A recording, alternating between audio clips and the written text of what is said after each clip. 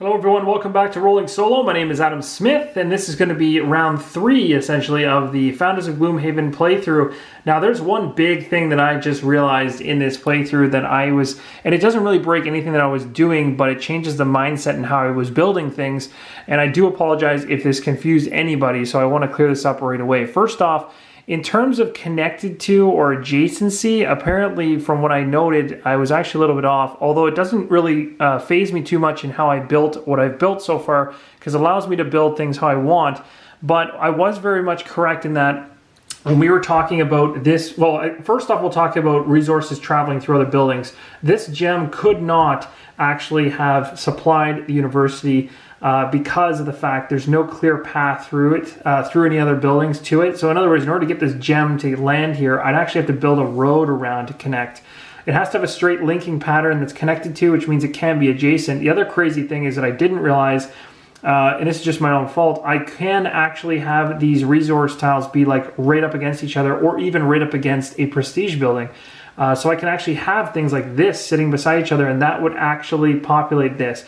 So that brings me to another point. I actually did have population down in the last video, and when I did so, it actually is a direct link to the university, and it would have happened immediately. So that's one thing I've been missing. The second it hits the table and is connected in any way, connected to either adjacent or through like a dirt path or anything like that, it automatically becomes successful. I gain those 3 points, meaning I'm up to 6. And I automatically satisfied that delivery standard. Now the only thing so this gray one still stays because this would have come on afterwards at the end of the last video. But now the next one in question, the only one I can really fulfill for this current round is the gems. I'm gonna have to find a way to get this gem resource to connect into here. And then we also have to work towards this particular kind of study or notebook type resource symbol there. And judging by this building guide here, we need food and we need that writing resource in order to go ahead and have that done. But just so you guys are aware, it looks like I'm have a sprawling pattern here. It might have been my fault in misinterpreting when I watched Isaac's video. A lot of his stuff was very much segregated, kind of like mine, so I assume that that was kind of the way to go. But actually, upon looking at the rules, I missed the fact that actually you are able to have these be connected side to side. And the only one you can't is a house. A house cannot be legitimately adjacent, which means anywhere surrounding one of the tiles you own. It has to be off on its own kind of thing. But that's the only one that kind of falls in that boat. So anyway, we're going to continue on with the playthrough, and hopefully that clears that up for you guys.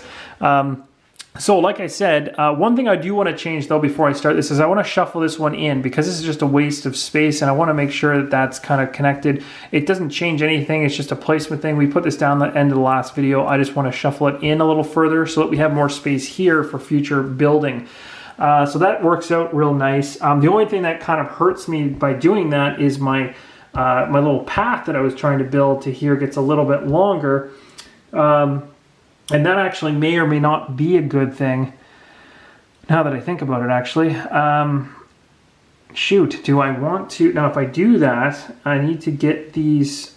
to this turn, because this guy here, the only one I have potentially to make right now, I'm going to have to get wood out. So wood's huge, and food is huge. I need both of those resources, like, right away. Or at least wood by the next turn. So maybe I'll leave it where it was because I need to get this thing connected. So one thing I can do is build a road, and all I need to do is build one road, and I can connect my jewel or my ring kind of resource into this to gain me 3 points.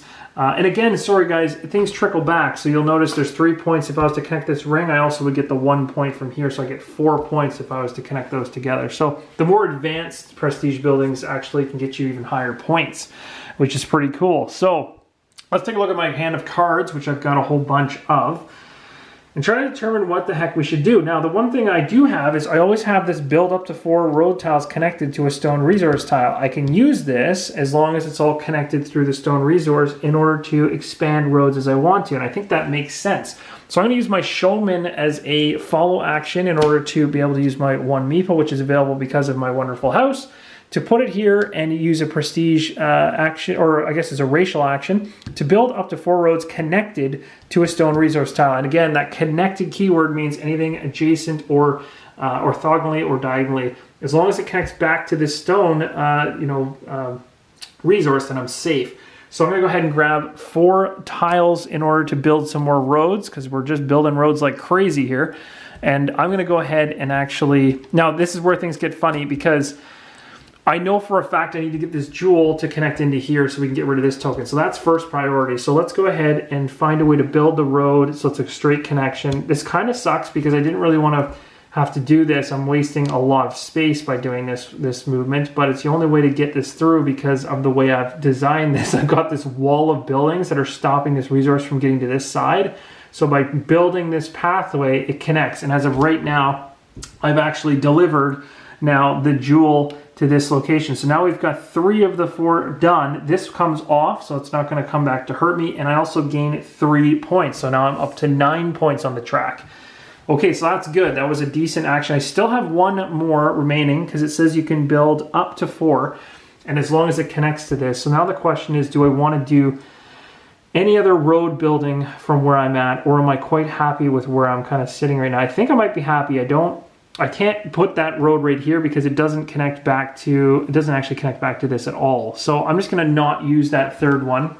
We're gonna have to probably just use an action in order to get that done, or we could potentially do an upgrade which gives us a free action. Maybe we can do that. There's something we can do with this. So if we go ahead and build an advanced resource, we can get the resource plus a dirt road, which would be perfect to put right there if we can build it along. What can we build currently with all of the resources that we have, and what do we really need? Well, in terms of advanced resources, we know we need this bookend kind of thing right here, which I can get by doing what? I need food.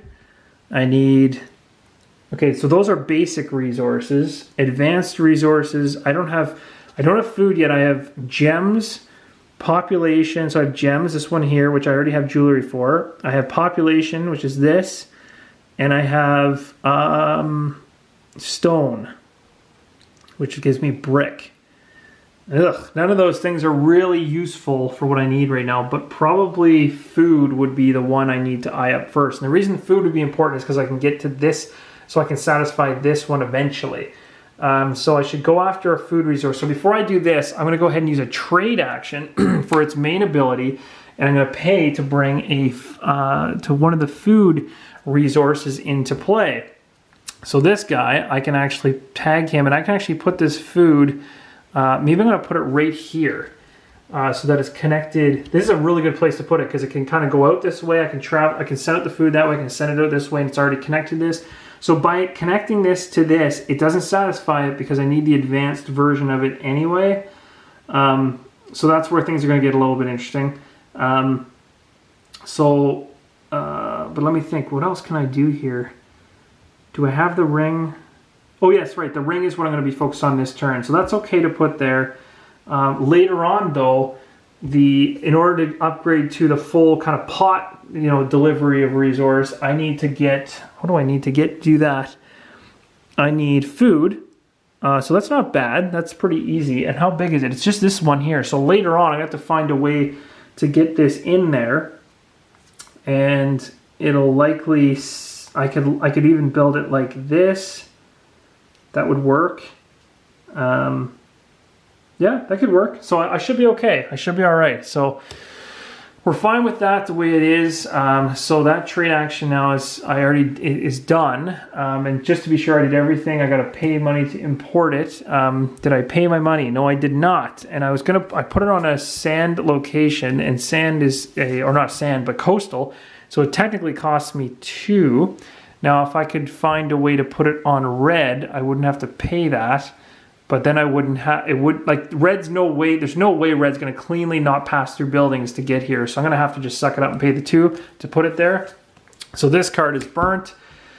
And now I can go ahead and, let me think here. Oh, maybe I can do the advanced action right now and just get it over with. Let me see here. So this one here says upgrade, build an advanced resource and get a connecting road, but I need the money in order to do this. I need 4 money in order to buy this, so this is a good one to wait for next turn, so I could potentially use this as to gain more money, which might not be a bad idea. In terms of prestige, in terms of what I want to bring out next turn, I'm probably going to be bringing out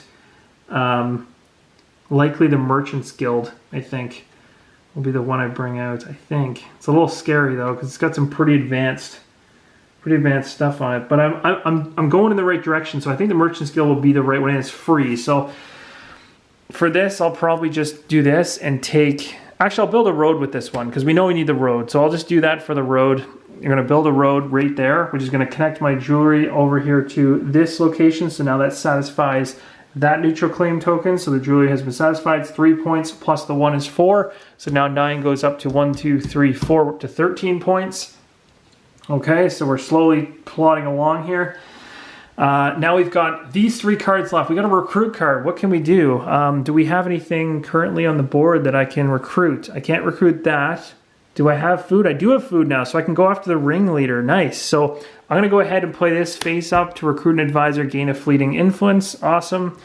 This is going to give me the ringleader, which I'm okay with. This immediately shuffles down. We get a new card out. And we've got the paver who came out. Okay, interesting.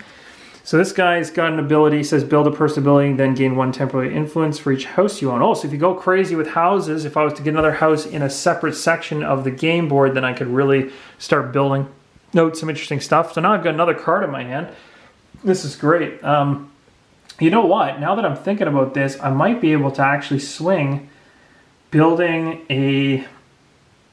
Ooh, this is getting very interesting. So I've satisfied all the neutral claim tokens, so I know at the end of this turn I'm not going to get shot. That's the great thing. I'm not going to lose the game. I'm not in any kind of tight spot that way, so that's good. The question now becomes, oh, and sorry, I also didn't notice way back when I created that food resource, I was supposed to put a claim token on it, and that gives me 1, 2, 3, 4, 5. So my income track should be at 5 currently. But yeah, that's not bad. That's a pretty good layout of stuff. So now I guess the next thing would be... Oh, it's tough. Well, I need to upgrade something. Did I use the upgrade card face down? That was probably a poor life decision. I'm going to take that back.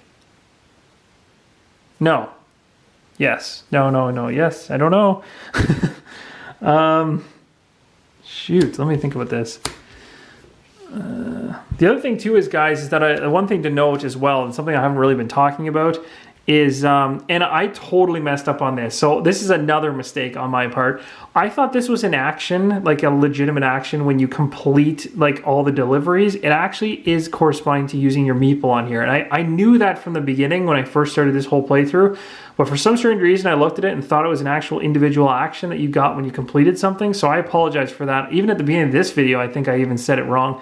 So huge mistake there from me. But really what this was supposed to be is when you put your meeple here, you get these. So as of right now, I could literally turn around and I went ahead and used my meeple this turn, but in a future turn, I could use the ability of the university to get cards back in my hand. Well, that's a crazy powerful ability.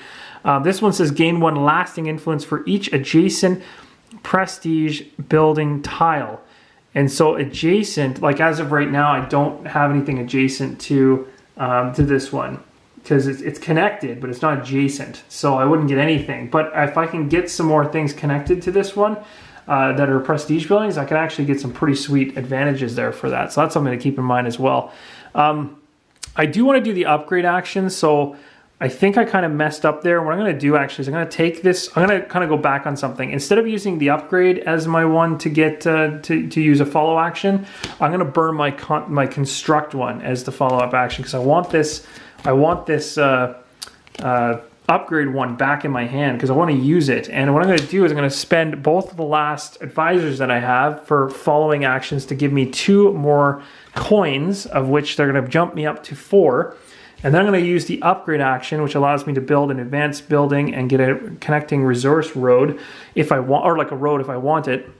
And I'm going to go ahead and pick up my advanced resource, which I want to be, I think this pot would be probably the one I'm after, I think. Is it? That's a good question. I think so. So if that's the case, what I'm going to do is I'm going to I'm going to actually put this right here. Let me think. This one here we do need at some point.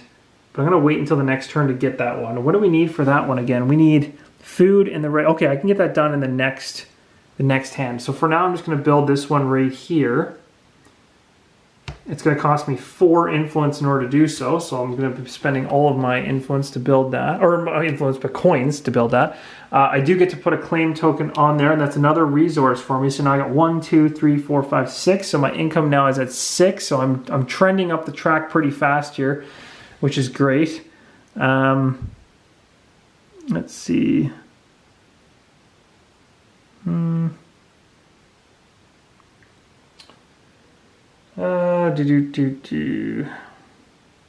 that's pretty good. I think that's it. That's all my cards. So I got nothing else I can do. So all my cards have been spent and used. So I'm going to put all of them back into the pile here. Just keeps growing, which is good. I actually managed to hold on to all my advisors somehow. These cards are out here, and I could use them for meeples at some point. But this is my Kingdom of Gloomhaven currently. Not doing too bad. Not doing too bad. And I wanted to make sure points-wise that I'm adding up correctly. I scored, actually by putting this here, on this round, actually I automatically succeeded this one. So automatically I put another one here, which succeeds at this one, and now I go up another 2 points, plus 1 for that particular, so now I'm at 16. And things are mounting up pretty quick. We're doing pretty good though, so we don't have an issue with the buildings yet. So we're staying on top of them in a decent form. All right, so we're now done. We're gonna go ahead and do our call to vote now because my hand is totally empty. So check for claim tokens on buildings. There are none. We managed to clean them all off. We're gonna go ahead now and collect our income, which our track is up to 6 now. So we're getting a little richer. We're getting into the territory now where we really are gonna start having some options. Almost back up to the 7 we had at the beginning of the whole game. 2, 3, 4, 5, and 6. So we got 6 there. And then we're going to go ahead and what's next? We're going to get a fleeting influence as well. That's awesome. So now we have 2, which gives us choices over here when we pick which one we want. And of course, now we get to pick our prestige building. So which of the 2 do we really want? Well, as of right now, the ones that we can satisfy the easiest or the closest to being the easiest to satisfy would be, we can go for bricks, jewelry, and these 2 middle ones are easy. Over here, bricks, jewelry, and I think this one here needs jewelry as well. This Merchant's Guild one I think is the one we should go for.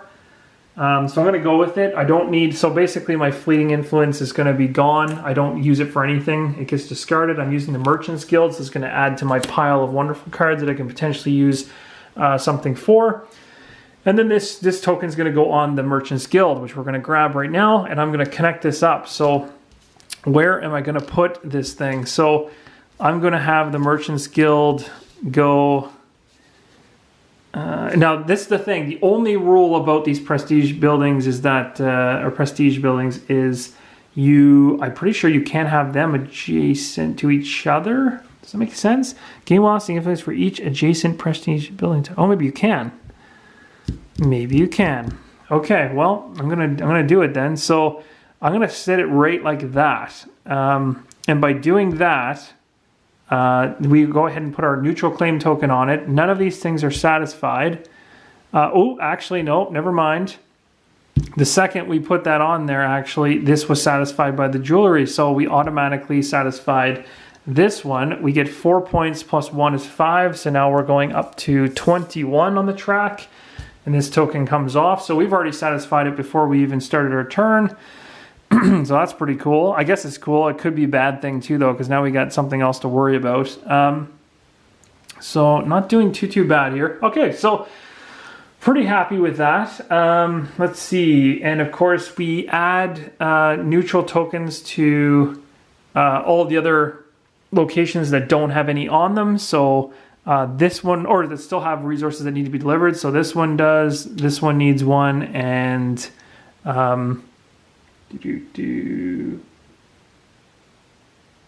I guess technically this one would need one too.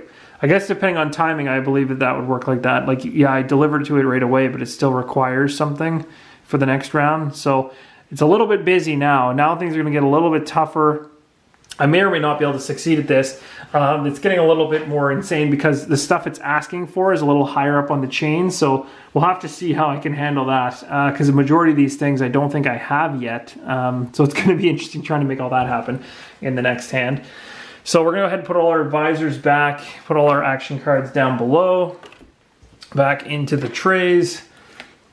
And we've got quite a bit of cards now. And to be honest, we might have to start thinking about discarding some of these advisors just to get some extra stuff moving really quick. So we've got definitely got a nice hand of cards. We got a decent amount of gold and coins.